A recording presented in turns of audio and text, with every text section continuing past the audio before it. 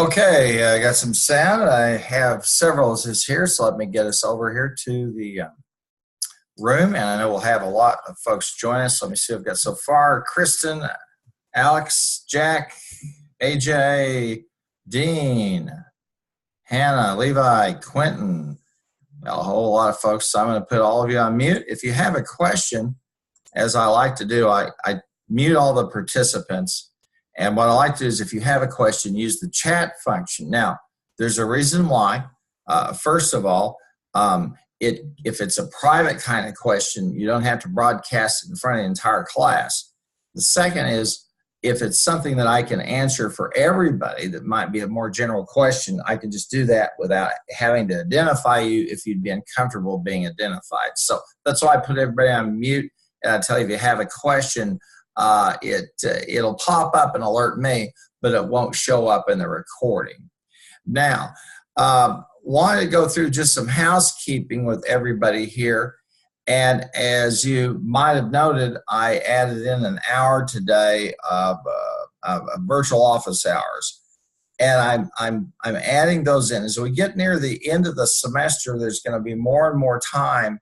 And all I can say is really the only thing I can't do in the virtual office hours is physically sign something. But other than that, looking at scores, advising, stuff like that, that's not a problem at all. So I would avail myself of the opportunity. Now, I've been trying to experiment and play around with the best times of day to offer those.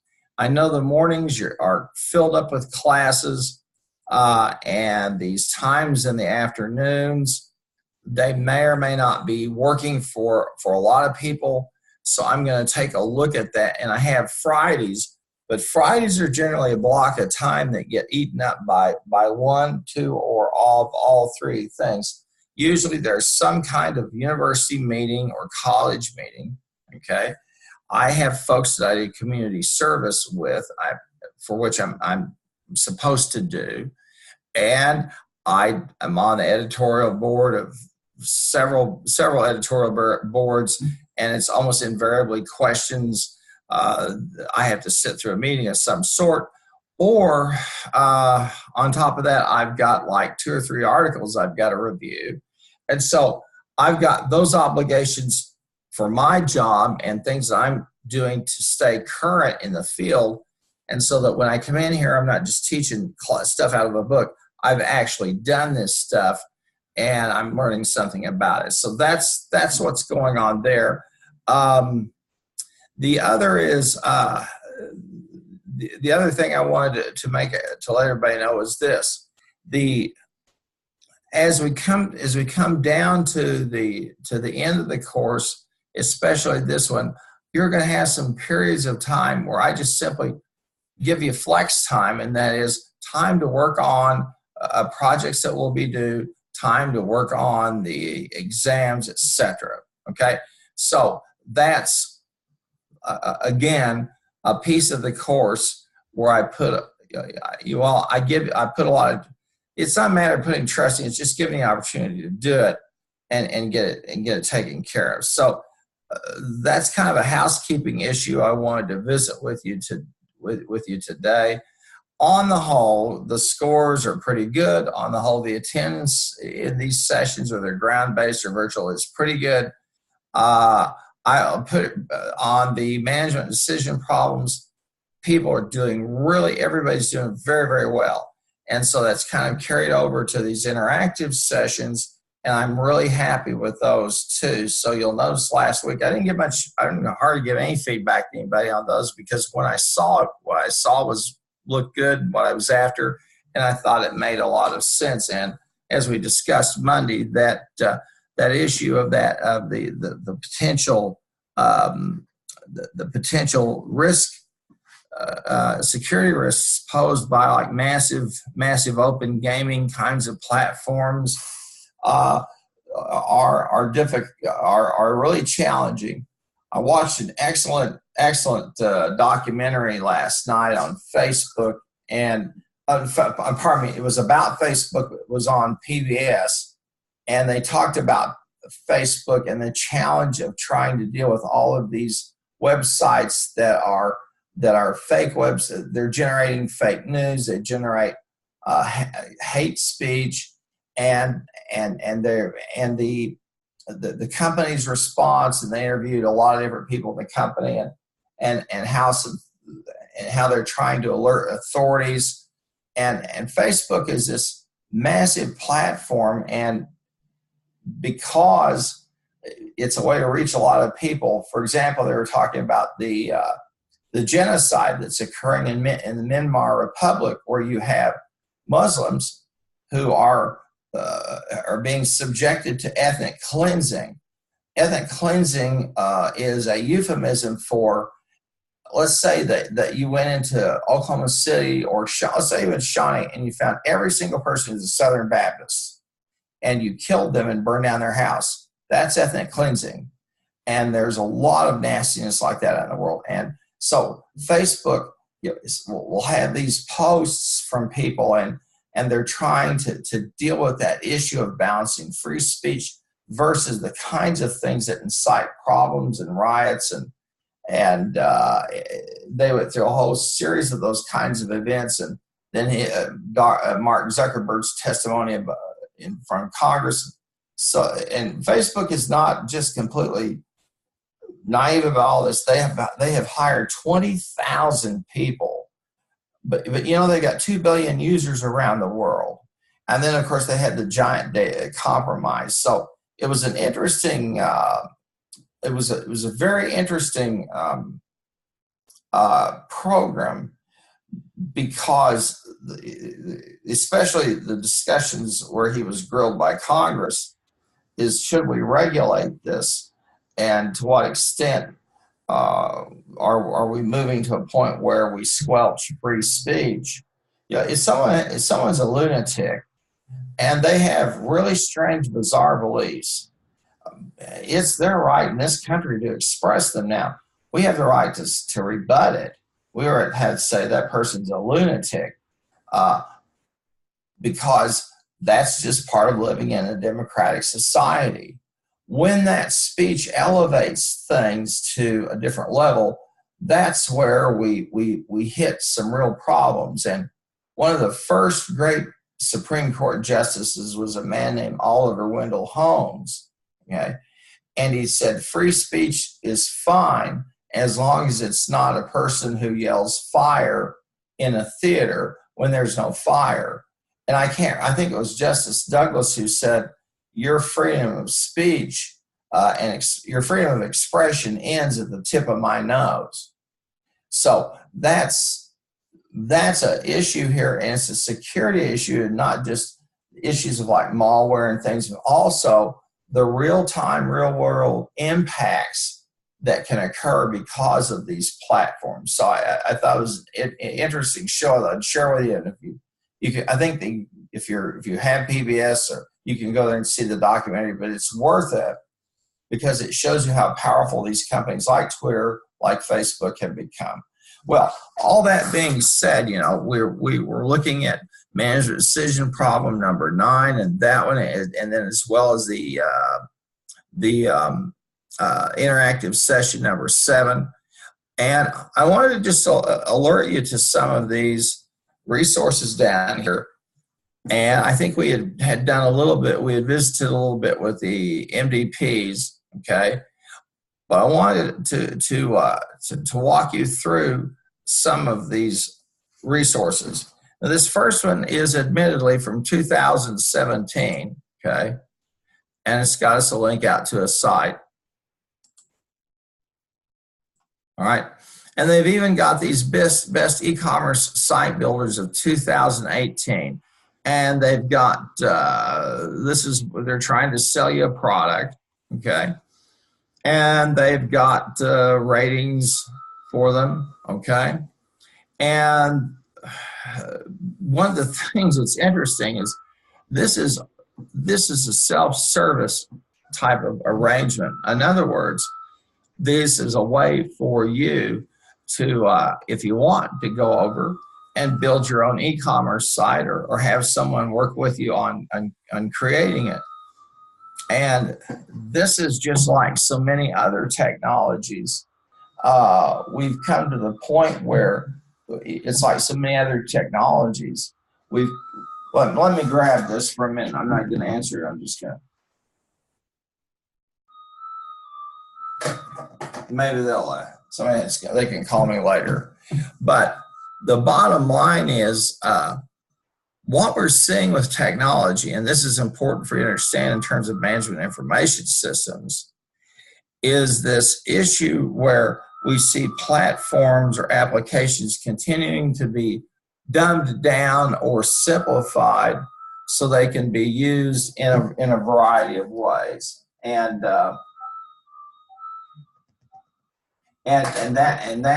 that's just a part of a growing trend. And at one time, the e-commerce sites were they were expensive and difficult to create, and really belonged to someone else in terms of you had to have programmers do it. But you can do that here, and they walk you through the processes and give you some ratings on them. So I wanted to show you that and to alert you to the fact that this is a coming trend where we got more and more of this technology is being embedded into applications that you can use. Now, I wanted to alert you also to this fact, and maybe it's going to take us there, maybe it won't. This is a fact from Amazon services, and they for a fee for $40 a month, which is probably higher now. They will show you how to set up your own web store, and so you can see we've got e-commerce platforms out there. Now you've got Amazon trying to sell you stuff. Hang on a second, because I'm going to have to get this stopped. My apologies. Hello? I think that stopped it. It's election time, and I get robocalls by the scats. Anyway, if you're interested in this type of thing, of course, you can go through the fact that this is one of these self-service things, and they'll walk you through how to sell stuff as, like a business or sell as a professional. And when you think about it, this is about it. For $40 a month, you become a retailer with a worldwide reach. And I think for folks, especially in less developed countries, this is going to be an avenue for them to sell indigenous products there, or maybe sell manufactured products, things that are made there in that country. And so this is the type of thing I think that's just going to push more and more global trade. And frankly, it really doesn't stop anybody at any, I guess, age from say 18 or 21 up to be selling stuff. Now, let me say this. When you start selling on Amazon, you're selling for Amazon, and you should understand that. And they police things very rigorously. They deal with their vendors in pretty strict terms, but you can have literally hundreds of millions of people, at least millions of them, looking at your product every day. And because Amazon uses a recommendation engine, if your product hits a particular niche or it's seasonal or something like that, that's going to be a great tool for you. Now, all I can tell you is that I've shown you two things right now that if you're a marketing major, should just really get your attention and say, wow, this is an interesting opportunity. And again, there are people now who sell stuff on Facebook. There are people who sell stuff on Twitter. If you offer something through Amazon, that really does give you a significant leg up. And again, they walk you through all of the particulars of doing this, okay? And I have some students now who are out there selling stuff on Amazon, and then they run some ads on Facebook, and it's interesting. These are some former students, and I've not checked with them to see how well they're doing. But again, my belief is that we're just going to see more and more of these tools that are out there that are developed, or someone who will host a service for you. And you might want to take just for kicks, go through here and look at the facts, take a look at them, see what they have to say. And I think they got a pricing. They have looks like $39.99 a month in selling fees. So if you sell some stuff, they get a cut of the action. Okay. And again, if you're a marketer, this is the golden age of marketing, because not only will Amazon set you up to sell on Amazon, Amazon will also give you reporting data on activity at your site, stuff that you'd spend hundreds of thousands of dollars to get if you were just out here isolated. Why? Well, they do it on scale, and they've got it all. They have a template they follow. They have the magic sauce, and away they go. So I wanted to share that with you because I think it's something that you may want to give some thought to, but certainly it has an impact on MIS in terms of a company's strategy of, are we going to use the internet to sell stuff? How will we use e-commerce? Will we use a front-end type of, are we a retailer, or are we going to use e-commerce in more of a back office where I interact with my vendors and folks of that nature? And that really depends upon the company and its strategy. But also, you as young people, hey, it offers you some opportunities. Now, back in the late 80s and early 90s, I and a good friend and a few of others of us, I've told you about this, we started what we called a domain name arbitrage service, which is a fancy way of saying when the domain name service started for the internet, we knew about it, and we went in there. It was like a gold rush. And we got every single brand name we thought possible in .org, .net, .com. We left EDUs, educational institutions, alone, and we bought those. It was $50 or something like that to register yourself as owner. Well, what would happen is we were domain squatters, would be the way to put it. And we'd have these big companies write us a letter and threaten to sue us and take our firstborn child and all this stuff. And we'd have our attorney write back to them. And then about 2 weeks later, they'd say, if you'll take X amount of dollars, would you relinquish the rights? Because they knew legally we owned them. Okay. And we did. And we didn't make a ton of money, but we did okay. But see, that was one of those things when we were at the right place at the right time. And from there on, we said, what do we do next? So we never came to a next thing, but it was an interesting experience, and it taught me an important lesson. Time, in many ways, timing is everything.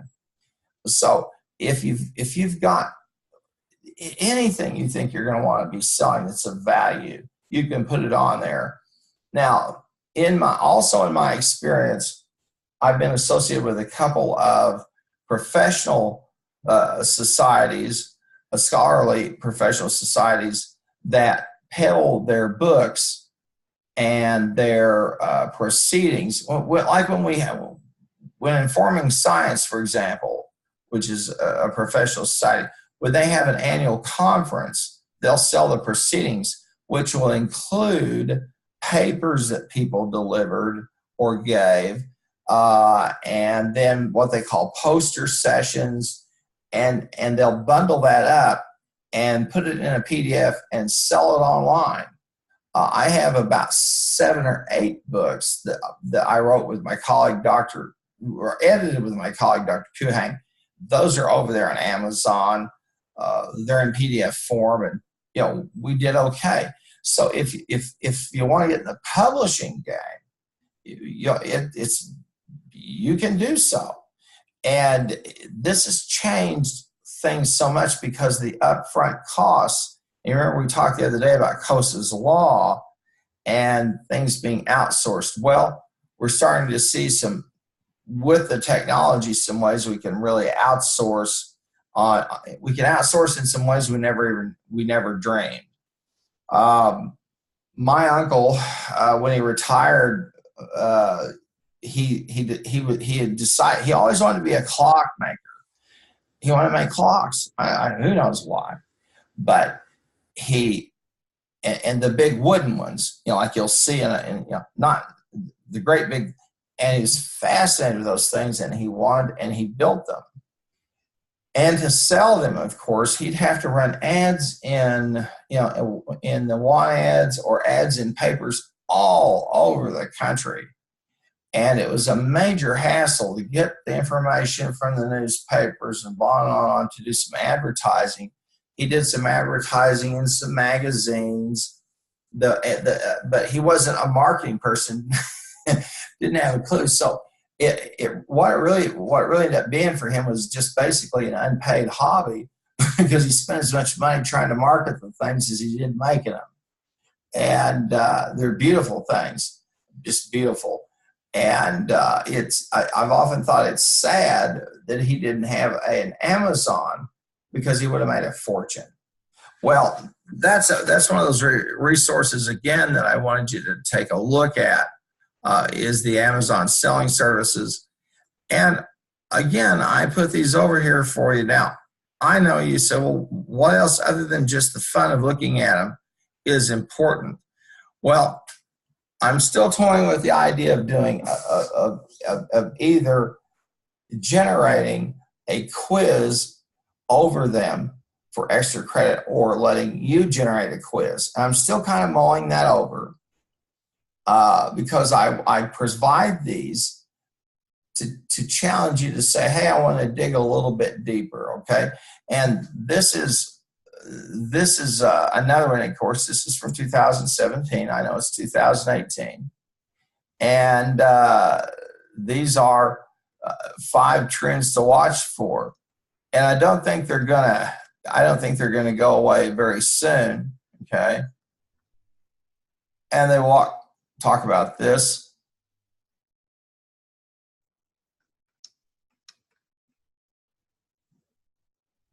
And these 5 different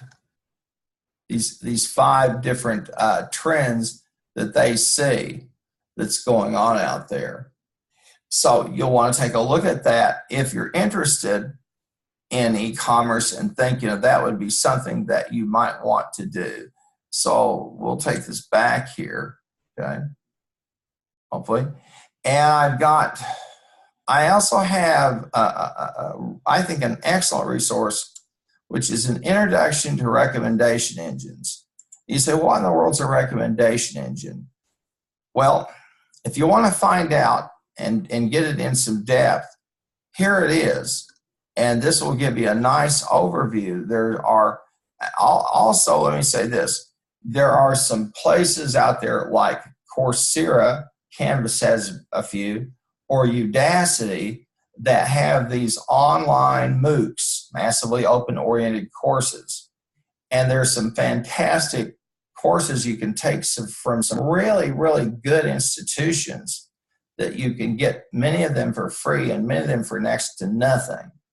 And a recommendation engine is if you have used Spotify or anything like that, you have experienced a recommendation engine.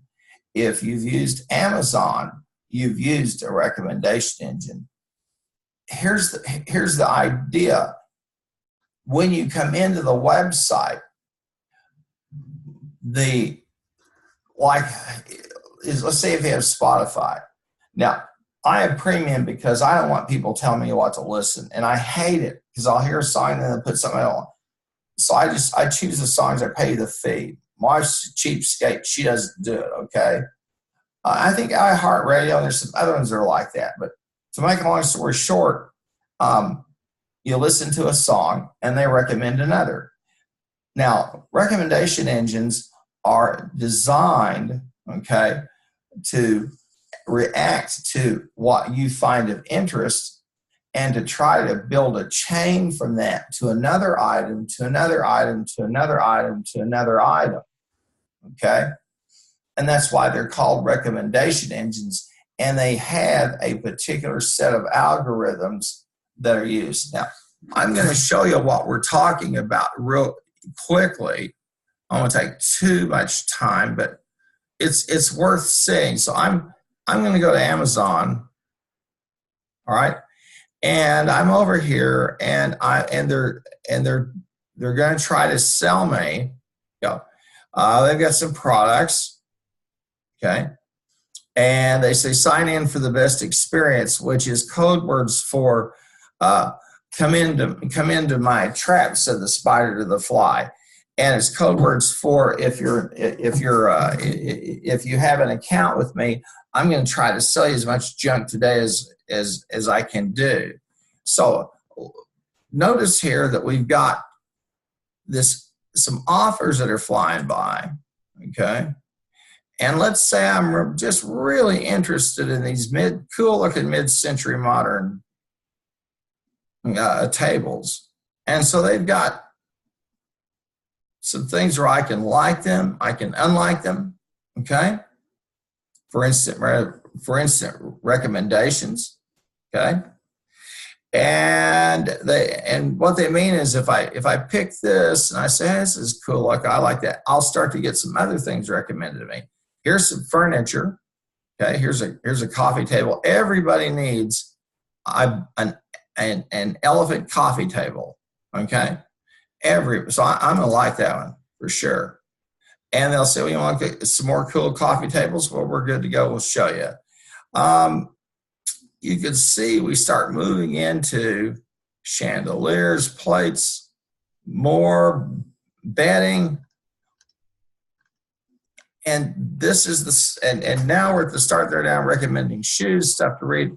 But the recommendation engine is really designed to promote the purchase of complementary products and or to promote the purchase or to promote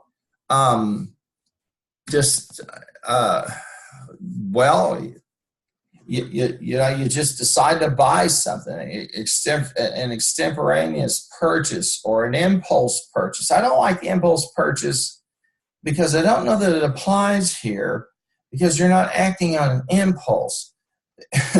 You've been led down a path, and you go, okay, well, since you bought a new griller, you're certainly going to need some new tongs and knives, and then if you've got all that, you're going to need some new stuff to cook your meat with, etc. Ad infinitum.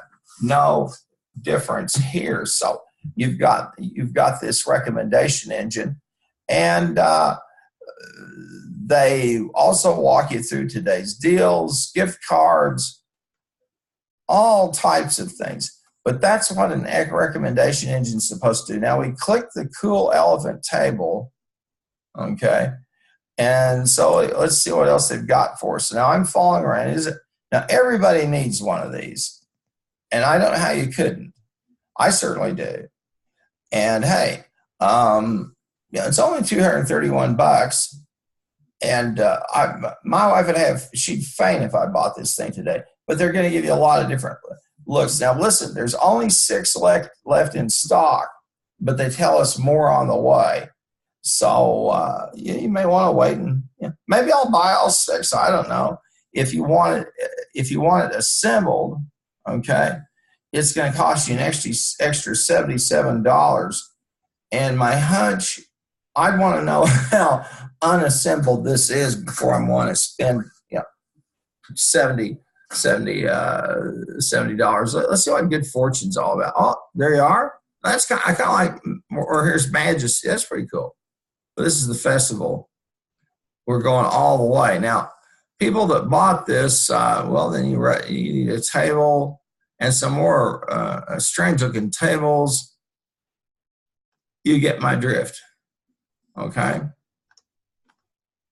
So that's what a recommendation engine does. It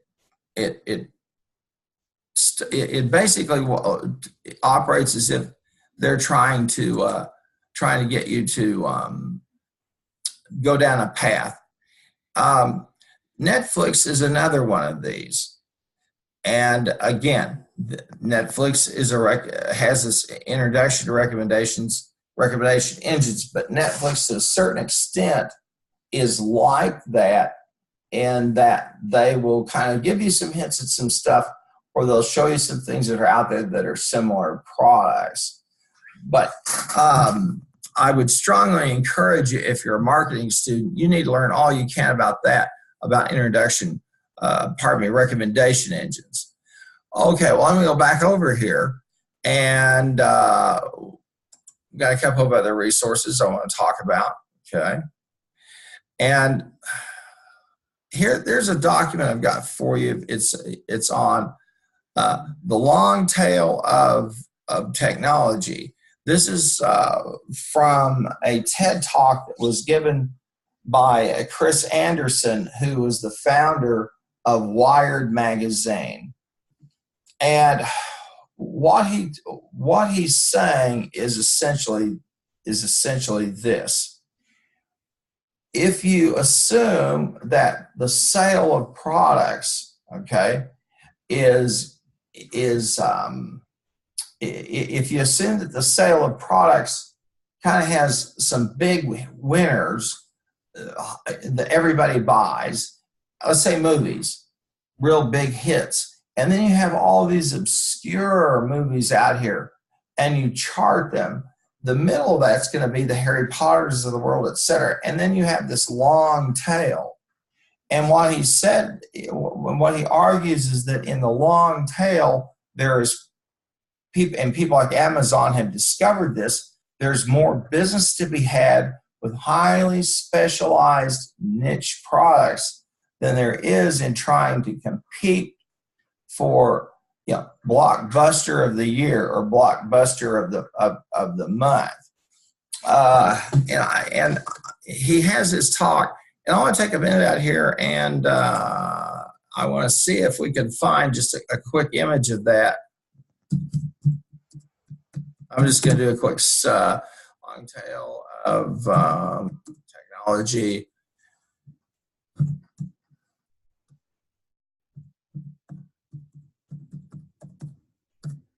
Okay, and that's part of his talk.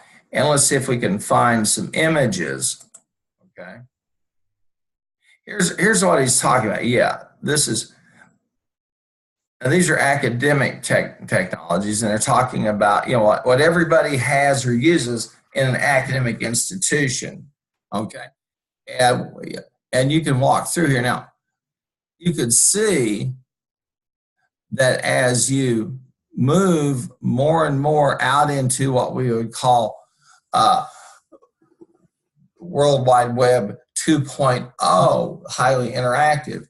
And you can see even out into some things like virtual worlds, etc. You see fewer and fewer things in terms of operational performance. Now, he talks about making money, the wagging long tail. I want to show you this for a second. Okay. And when he's talking about lean manufacturers, for example, he's saying, okay, here are people over here, all right, who there are manufacturers who make all of these high demand, I would say staple kinds of products. And then you have these niche players, and that there's more business out here in the niche. And let me turn on since I'm talking about big shots you're innovating, let me use my handy dandy drawing thing. And let's get that out. And here's that long tail, okay? and that there's more business out here. Now, Amazon discovered this when they were first starting to really get some traction in the market.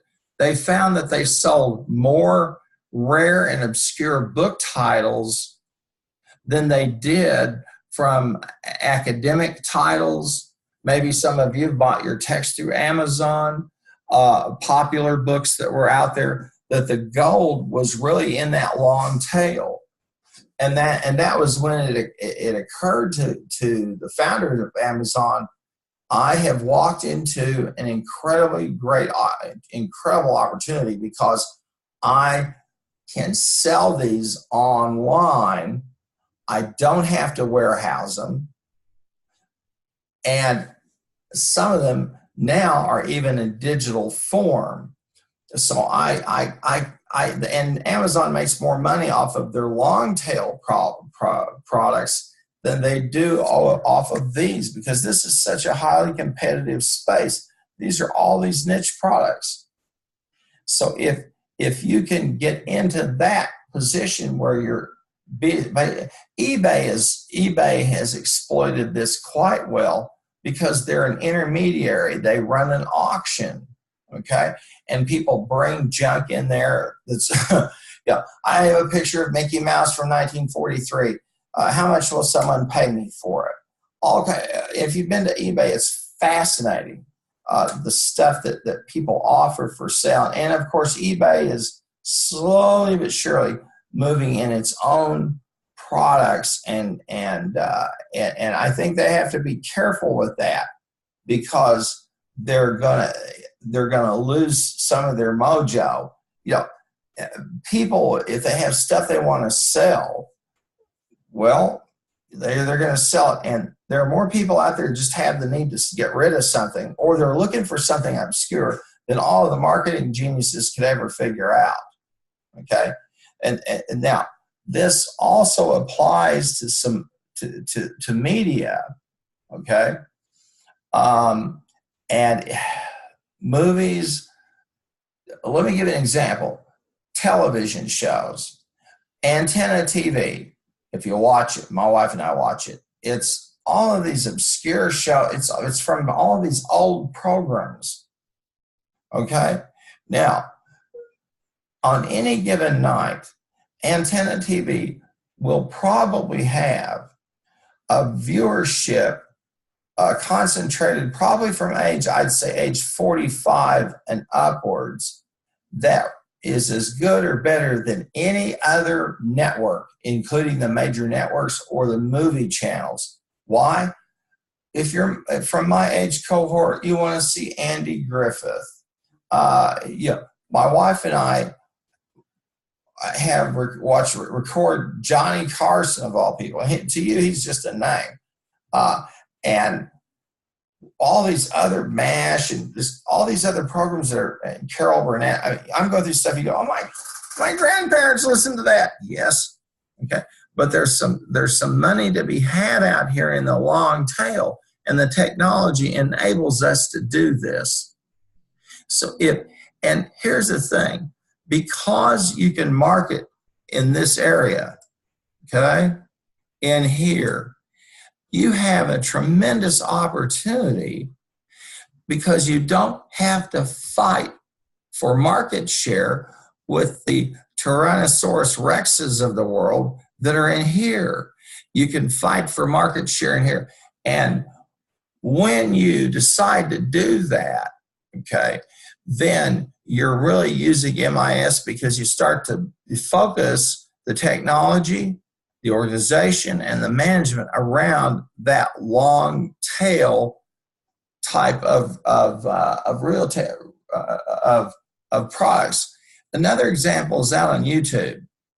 When people develop their YouTube channels, YouTube is turning cartwheels, because every time somebody puts a viral of a cat taking a shower or driving a car or some crazy thing or some stupid thing somebody did, it's just that many more eyeballs coming into YouTube. And when you go to YouTube these days, even if you do a search, you're going to see ads everywhere. and it's simple. They're glad you're there, and they're open for business. And a lot of times people will peddle their videos to people out there. I am amazed when I go and I look at music and music videos, and I see stuff out there I never saw when I was a young person your age. I'm going, I didn't know it even existed. But that was because the distribution was so much more difficult. But now it's out there.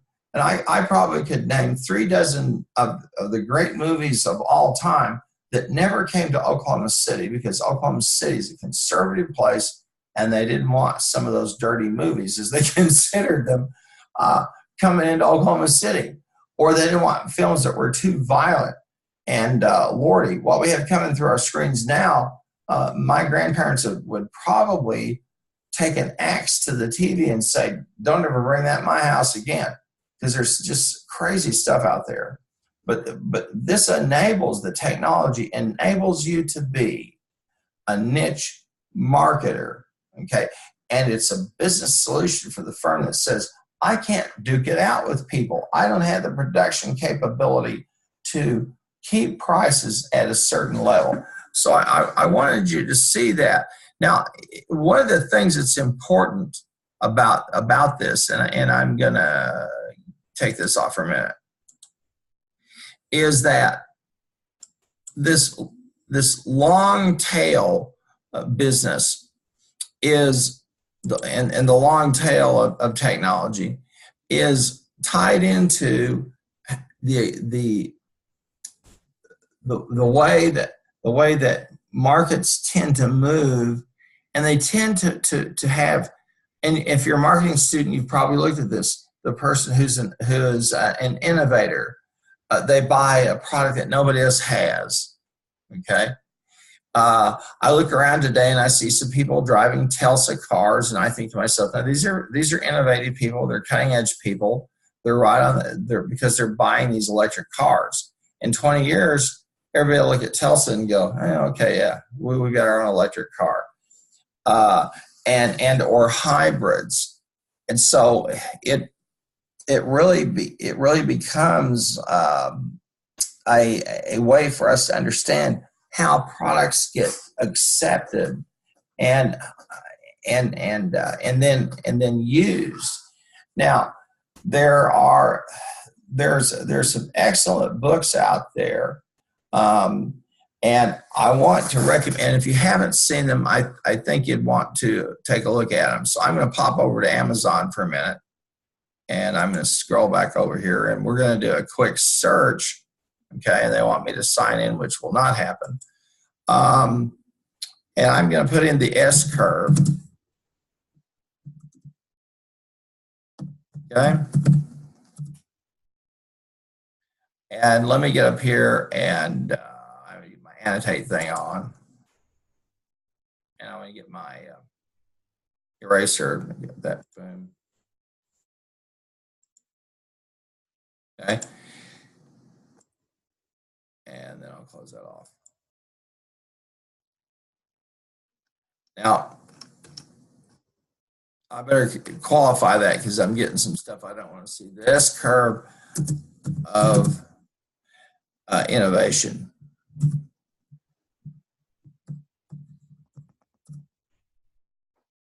Okay. And these are books that talk about the S curve and what that's all about in terms of technological process, the classic book, I think it's called, I remember it is The Adoption of Innovations. Okay. And this walks you through how new products or new services get accepted in the market. And and those of you who are marketers, I would imagine you've heard from your courses, there are definitive stages where a product comes to acceptance. Okay. And the first time I ever saw this was back in my graduate studies. Uh, a book by the name of Everett Rogers. And so let me look at here and see if we can find Dr. Rogers' book. But let me tell you something about him. He's a very interesting guy. He was what we would call, here it is, the fusion of innovation. And he even has a 2000, I think Dr. Rogers has died since. That's his 5th edition. And where's the edition that I have? And I remember, I'll go down here. They probably don't even put it out here anymore. But here's the 2005 edition. Dr. Rogers was he worked with the foreign service back in the 60s and 70s. The United States was going out and trying to help developing countries. And so he went out and he would go, and they would go into a country, into a town, into a village. And one of the things that amazed him was that when they would try to get people to to install plumbing at no expense, to develop a water system and have clean water and have a place to boil their water so they could have hot water as well, they ran into all kinds of problems. And so he started to observe this, and he observed it with all types of what would be innovative behaviors, and he found that there are definable stages, and these stages mimic an S curve, and where you have some early adopter, you have some innovators and early adopters, and then what they call early major, and eventually an innovation gets adopted by the majority of people, and now it's no longer an innovation, it's a staple type of product, okay? Back at the turn of the 20th century, there were many, many people around the United States who would not buy city water if it had fluoride, because there was all this stuff out there. People were talking about fluoride that was bad for you, et cetera. And fluoride is good for people's teeth. It keeps the water clean. And they thought it was some kind of, deep state plot. And so you'd have people who in the middle of town who'd have a well and a septic tank, and eventually that all went away. All right. But Rogers looked at a whole variety of those things, and we see this even in entertainment products, say a movie, a popular song, that they'll kind of hit that acceptance level, and they may taper off, and they may even hit another one. So again, these are things that they're tied to this piece of MIS in terms of how do I align the management, organization, technology to take advantage of these kinds of niche opportunities, or to take advantage of how innovations or new products get floated out there and get accepted. Okay, and it's just fascinating stuff. Well, and I would encourage you to go over and take a look at Anderson's talk. Chris Anderson is one of the most brilliant minds and people who understood what we can do with technology and how it really changes things. Here's and I have another doc I want you to take a look at, and I think this is another TED talk, if I'm not mistaken. Yeah, Alan Ameling, okay? And he's talking about the future of delivery and our new on-demand economy, okay? And you're living at a very significant time in terms of retailing, all right? And my grandfather was one of the people who had ownership of the old Oklahoma City market. And if you drive by on 40, you'll see this really cool old looking building. That was the market. I don't know what they're doing with it now. But back in the days when people would come to the market and they had a railroad head, a tremendous innovation that occurred was when the railroads developed refrigerated cars. Up to that point, if you wanted to have fruit to sell, you bought it out of season so that as it traveled it wouldn't rot, or you bought just small quantities and you had to pay extra so you would get it to come right through, because it would only last a certain number of days. That's one of the reasons why so many people would have their own orchard or things of that nature, and they'd can fruit. That's why a lot of times the fruit that you had was dried and so it can be preserved. Well, today you and I go to the store and we get all kinds of exotic fruit from all over the world. And so we never think about the fact that that's part and parcel of this whole issue of the on-demand economy. I think what will be the most significant thing and will open up enormous business opportunities.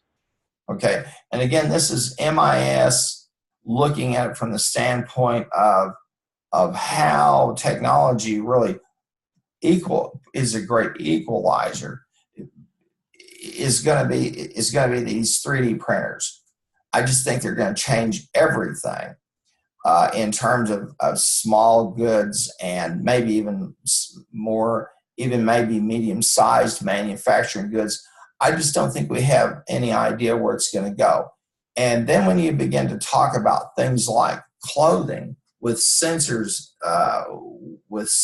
embedded, that will give manufacturers real-time data on wear and tear and conditions that the product's subjected to and all of that, so that your shirt won't just be something mute hanging on you. It will be feeding data back to the manufacturer, who will take that data and try to improve upon the shirt and its wearability and its durability and how it withstands stains and things of that nature. And I know that sounds like science fiction to you, but the idea of a driverless car is science fiction in a lot of ways to me. And so we should expect these types of things. Well, if you haven't been out if you haven't gone out to TED and taken a look at Aimling and what he has to say, I would encourage you to do that. I think the other TED Talk that I have out there for you to see is certainly worth your time and your energy to take a look at.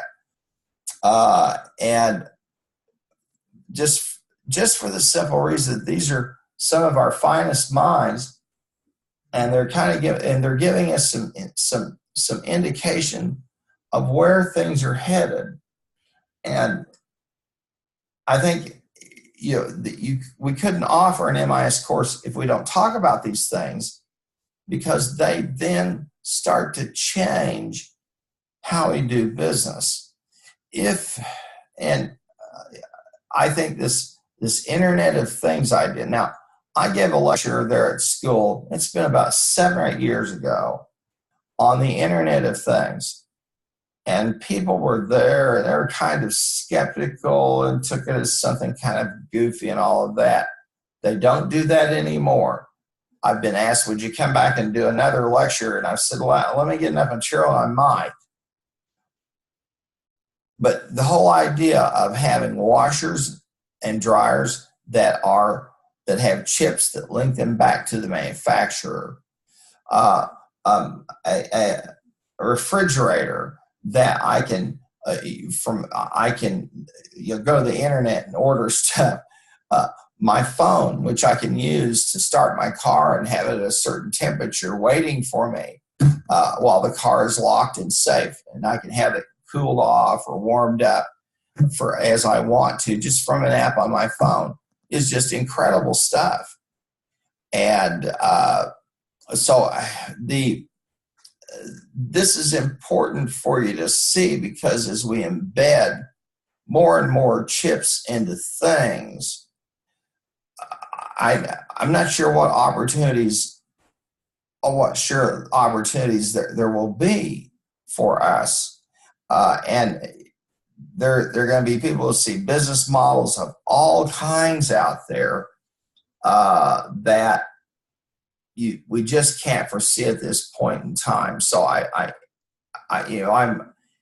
when you say, well, you sound kind of hesitant. Yes, I do, because it's almost impossible to predict. Look, 10 years ago, let's say 15 years ago, Twitter, I don't think Twitter even existed.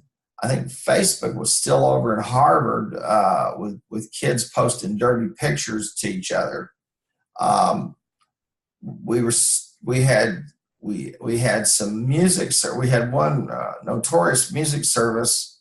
I'm trying to remember the name of it, but they basically it was a so-called music sharing service where, okay, I'll come to the website and I'll upload all the music I've got, and then you'll come up and you'll upload all the music you've got, and I'll see what you've got that I like to listen to, and vice versa.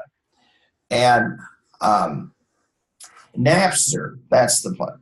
Napster, which was the rage, until people realized, and the government stepped in and said, you're really, they don't, what they said in their court case was that you and I don't own what we've purchased, that the rights to those movies, the rights to the music that you put on your phone, it's not yours to distribute. Just like if you're listening to a sports event and they'll say this is a property of the NFL, you can reproduce or blah, blah, blah without the written consent of the National Football League. And all I can tell you is that I think it was the commissioner of the NFL before Roger Goodell got his knickers in a dust, because all of these big restaurant chains around the country were showing NFL football games, especially on Sunday afternoons when people come from church and they'd eat, and they went crazy. He said we should be getting paid for that. So they started to do that, and then they realized they were cutting off their nose to spite their face, because the restaurant chains just said, fine, we'll carry another sport other than NFL football. And eventually they came to some kind of a compromise. So like if I walk into Applebee's or you walk into any restaurant, you could see a game on Sunday afternoon. After church, you go to lunch, there's football on at Applebee's. Okay. They've got 4 or 5 different things going on there. And folks have realized there's some fair use here and Creative Commons types of issues that we just don't want to climb into and make it a big deal. So there's, I think, together some things that we can weave in terms of some thoughts that give us something to think about. The first is this. With e-commerce, okay, and things like Amazon selling services, eBay, all kinds of intermediaries, the opportunity for niche players has never been greater.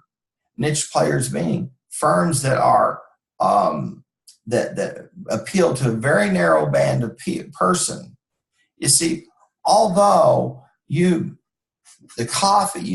might sell some kind of coffee that 25 people in Oklahoma City would like, that doesn't mean there's not 500,000 of them around the world. And so when you go to a worldwide platform for sales, that's a whole different game, a completely different game. And that's something that folks, as we look at MIS as a way to to have intimacy with our customer. Okay, and that's one. And another way, and another is to promote operational excellence. But it's that intimacy with the customer that's really, really important.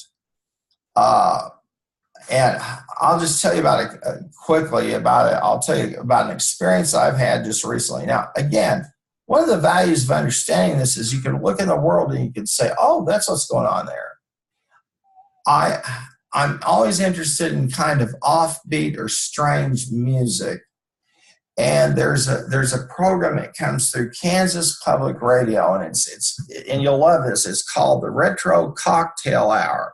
And it's this collection of late 50s, early 60s music that I guess it's kind of, you would say it's some of the soundtrack. Or if any of you ever watched the show The Mad Men, and it's that late 50s, 90s, and 60s. It's got all this different kind of music in it and space age stuff when that was all the rage. And it's just fascinating. And I think this is about the most obscure form of music that's out there.